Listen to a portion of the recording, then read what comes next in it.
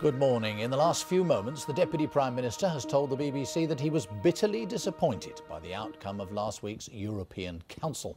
Nick Clegg said he feared the deal would be bad for Britain, or rather the lack of a deal, which would leave the UK isolated and marginalised within the European Union in the wake of David Cameron's veto.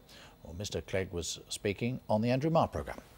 I am bitterly disappointed by the outcome of last week's summit, precisely because I think there is now a real danger that over time the United Kingdom will be isolated and marginalised within the European Union. I don't think that's good for jobs in the city or elsewhere. I don't think it's good for growth. I don't think it's good for families up and down the country. And that's why, as a Liberal Democrat in this coalition government, will now do everything I can to make sure that this setback does not become a permanent divide, that we get back into the saddle and that we work and exercise leadership on things like the single market, the environment, foreign policy, defence policy, all the things that we need to do at a European level so that Britain leads and that we don't end up retreating to the margins.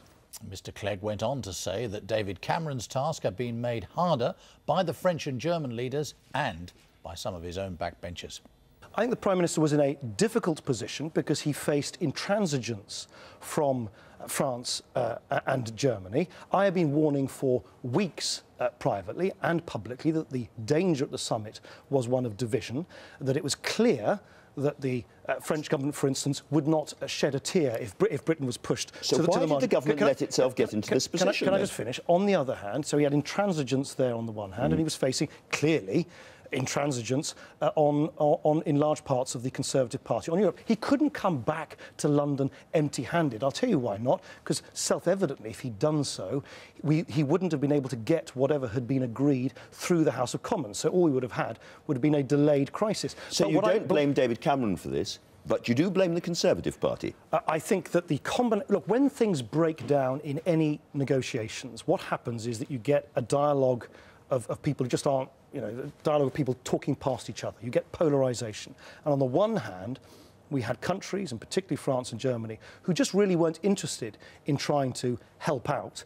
And on the other hand, of course, we've had this steady drumbeat, not only in the recent weeks, in months, but for years from the Conservative Party, or parts of it, of outright antagonism to all things European. Well, they think this was a triumph. Well, of course they think it's a triumph, but in my view, they are spectacularly misguided. Do you know, there's nothing... I hear this talk about the bulldog spirit. There's nothing bulldog about Britain hovering somewhere in the mid-Atlantic, not standing tall in Europe, not being taken seriously in Washington. I've always believed in a self-confident, open, engaged Britain. It's what I believe in, it's what my party believes in. Now, I don't think it's a foregone conclusion that the potential damage that it could be done to us as a country is going to happen. It now depends very much on how we play our cards. And that's why, far from retreating further to the margins, which is what some Eurosceptics want and are calling for, we should be re-engaging more fully, and we're going to have to redouble our efforts in doing so. Deputy Prime Minister speaking to Andrew Marr a few minutes ago. Well, I'm joined now by Mark Pack, the editor of the Liberal Democrat Voice website. Good morning to you. Proud of your man? I think it obviously would have been much better if we had won the last general election and Nick Clegg had been in there doing the negotiations, because I think he would have come out with a much better result than David Cameron did.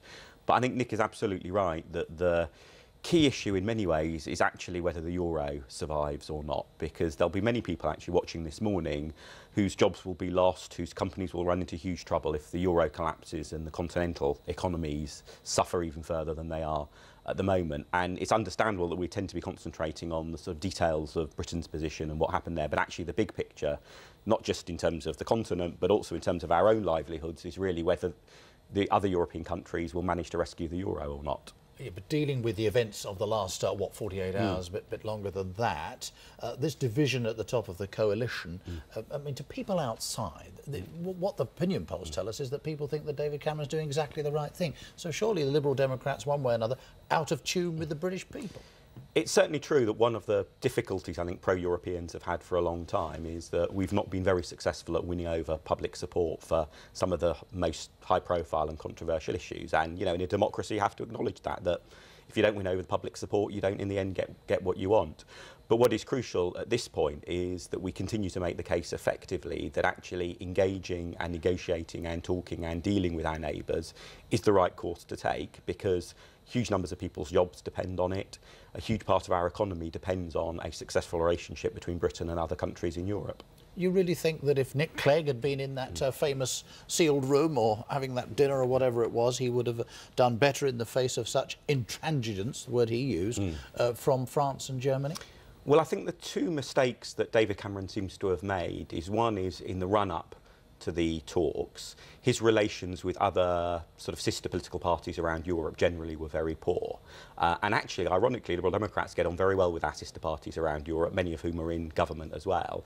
And the other is that when it came to that sort of key moment, particularly Herman von Rompuy's offer of a deal that David Cameron turned down, it certainly looks like that was quite a big mistake on Cameron's part, and actually had somebody like Nick Clegg been in the negotiating room, we would have come out with a sensible deal rather than the sad result that we came up with. Now, we know that tomorrow the Prime Minister will stand up in the Commons, and no doubt there'll be a lot of well, bellowing, I would imagine, from his own side, saying, well done, that's what we wanted. On the other hand, there will be Nick Clegg sitting right alongside him. It's a tricky old situation that your party is in just at the moment, isn't it? It's certainly very unusual as far as British politics are concerned.